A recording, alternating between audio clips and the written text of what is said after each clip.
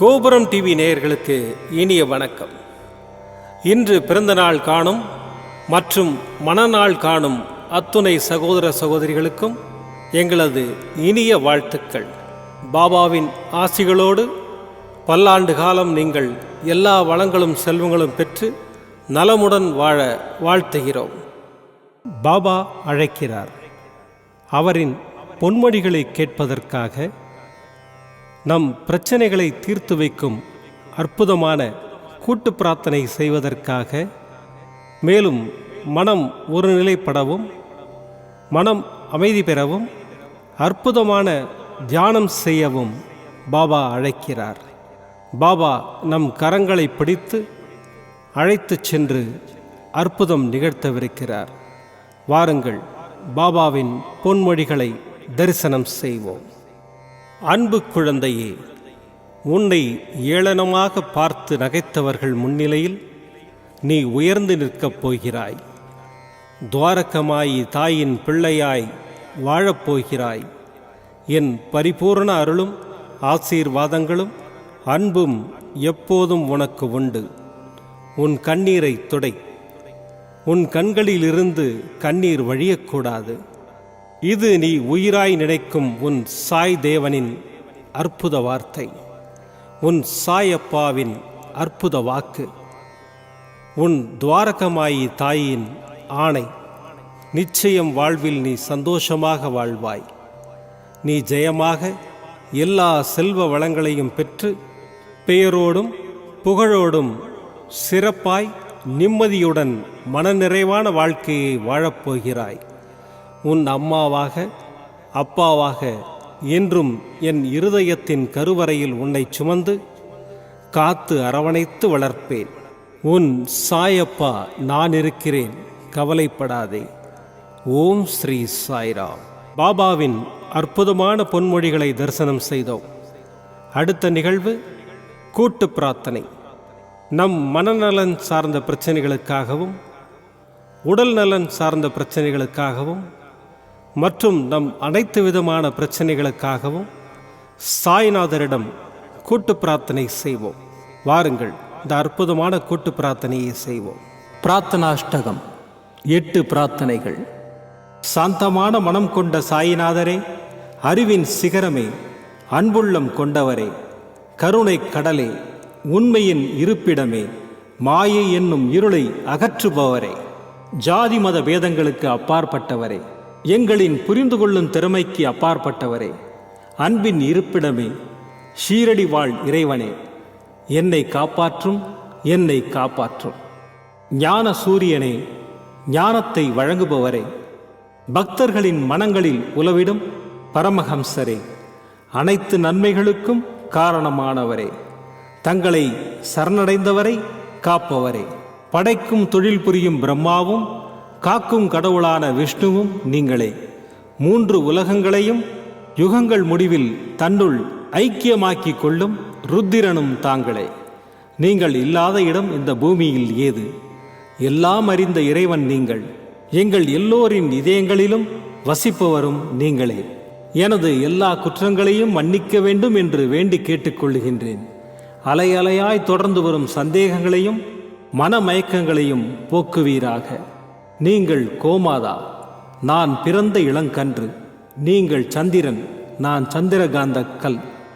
தங்கள் பாதங்கள் கங்கை நதி. பணிவுடன் இந்த தாசன் உங்கள் பாதங்களில் தலை வணங்குகிறேன். உங்கள் கைகளை என் தலைமீது வைத்து ஆசை கூறுங்கள். என் கவலைகளும் துன்பங்களும் பறந்தோடட்டும். இந்த கணு தங்களின் தாசன். இந்த 8 துதிகளையும் கூறி நான் உங்களை சாஷ்டாங்கமாக நமஸ்கரிக்கின்றேன். எனது பாவங்கள், துன்பங்கள் மற்றும் ஏழ்மை நிலை இவை யாவும் உடனடியாக விலகி ஓடட்டும். ஓம் சாய்ராம், ஓம் சாய்ராம், ஓம் சாய்ராம். அற்புதமாக கூட்டு பிரார்த்தனை செய்தோம். பாபா நம்முடைய கோரிக்கையை ஏற்று நிச்சயமாக நமக்கு அற்புதங்களை செய்வார் என்பது சத்தியம். இனி கண்களை மூடி பாபாவை மனதில் நிறுத்தி பாபாவின் அற்புதமான சக்தி வாய்ந்த மந்திரத்தை அனுபவிப்போம். साईश्वराय विद्महे सत्यदेवाय धीमहि तन्नः सर्वः प्रचोदयात्। साईश्वराय विद्महे सत्यदेवाय धीमहि तन्नः सर्वः प्रचोदयात्। साईश्वराय विद्महे सत्यदेवाय धीमहि तन्नः सर्वः प्रचोदयात्। साईश्वराय विद्महे सत्यदेवाय धीमहि तन्नः सर्वः प्रचोदयात्। साईश्वराय विद्महे सत्यदेवाय धीमहि तन्नः सर्वः प्रचोदयात्। साईश्वराय विद्महे सत्यदेवाय धीमहि तन्नः सर्वः प्रचोदयात्। साईश्वराय विद्महे सत्यदेवाय धीमहि तन्नः सर्वः प्रचोदयात्। साईश्वराय विद्महे सत्यदेवाय धीमहि तन्नः सर्वः प्रचोदयात्। साईश्वराय विद्महे सत्यदेवाय धीमहि तन्नः सर्वः प्रचोदयात्। साईश्वराय विद्महे सत्यदेवाय धीमहि तन्नः सर्वः प्रचोदयात्। साईश्वराय विद्महे सत्यदेवाय धीमहि तन्नः सर्वः प्रचोदयात्। साईश्वराय विद्महे सत्यदेवाय धीमहि तन्नः सर्वः प्रचोदयात्। साईश्वराय विद्महे सत्यदेवाय धीमहि तन्नः सर्वः प्रचोदयात्। साईश्वराय विद्महे सत्यदेवाय धीमहि तन्नः सर्वः प्रचोदयात्। साईश्वराय विद्महे सत्यदेवाय धीमहि तन्नः सर्वः प्रचोदयात्। साईश्वराय विद्महे सत्यदेवाय धीमहि तन्नः सर्वः प्रचोदयात् साईश्वराय विद्महे सत्यदेवाय धीमहि तन्नः सर्वः प्रचोदयात् साईश्वराय विद्महे सत्यदेवाय धीमहि तन्नः सर्वः प्रचोदयात् साईश्वराय विद्महे सत्यदेवाय धीमहि तन्नः सर्वः प्रचोदयात् साईश्वराय विद्महे सत्यदेवाय धीमहि तन्नः सर्वः प्रचोदयात्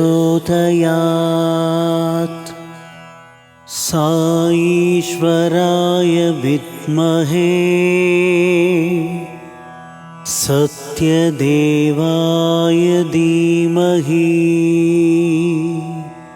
तन्नः सर्वः प्रचोदयात् साईश्वराय विद्महे सत्यदेवाय धीमहि तन्नः सर्वः प्रचोदयात् साईश्वराय विद्महे सत्यदेवाय धीमहि तन्नः सर्वः प्रचोदयात् साईश्वराय विद्महे सत्यदेवाय धीमहि तन्नः सर्वः प्रचोदयात् साईश्वराय विद्महे सत्यदेवाय धीमहि तन्नः सर्वः प्रचोदयात् साईश्वराय विद्महे सत्यदेवाय धीमहि तन्नः सर्वः प्रचोदयात् साईश्वराय विद्महे सत्यदेवाय धीमहि तन्नः सर्वः प्रचोदयात् साईश्वराय विद्महे सत्यदेवाय धीमहि तन्नः सर्वः प्रचोदयात् साईश्वराय विद्महे सत्यदेवाय धीमहि तन्नः सर्वः प्रचोदयात् साईश्वराय विद्महे सत्यदेवाय धीमहि तन्नः सर्वः प्रचोदयात् साईश्वराय विद्महे